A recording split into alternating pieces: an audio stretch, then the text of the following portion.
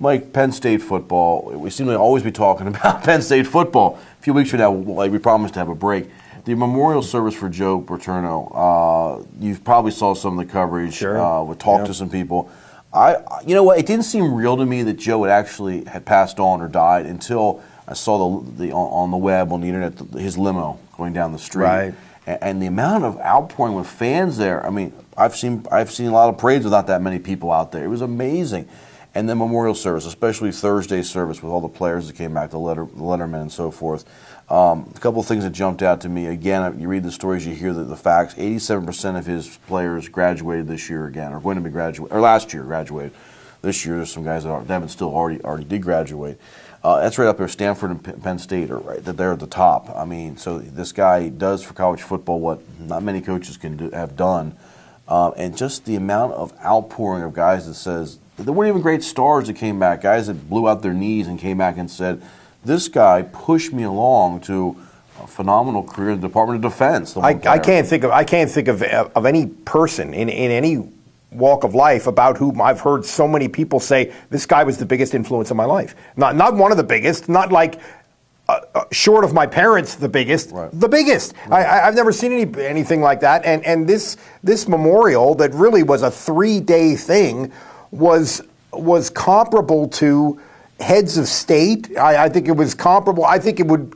I thought back to Elvis's funeral, actually, although this was even in a sense bigger than that. If you talk about right. the service and the testimonial and the things that people got up and said about him, I think that community needs to move on. I think it's time now.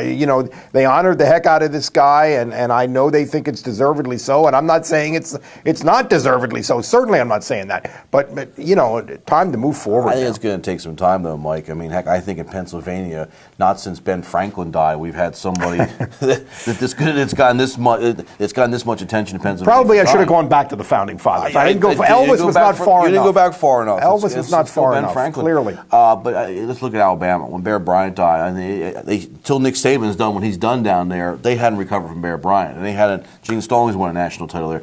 This will take some time.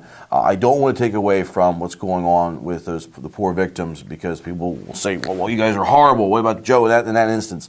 Joe, I think Phil Knight summed it up great for me. And I was a guy who stopped buying Nikes and will buy Nikes again because of what Phil Knight said. Oh, I couldn't disagree with you more about that, Starkey. I was really offended by what Phil Knight said. I think Phil Knight was trying to get the biggest applause of the day and was successful. I think he's an arrogant blowhard, and I don't see how anybody can state so definitively what he stated. I was really like you, boycott Nike. I boycotted Nike for 20 years. It will continue.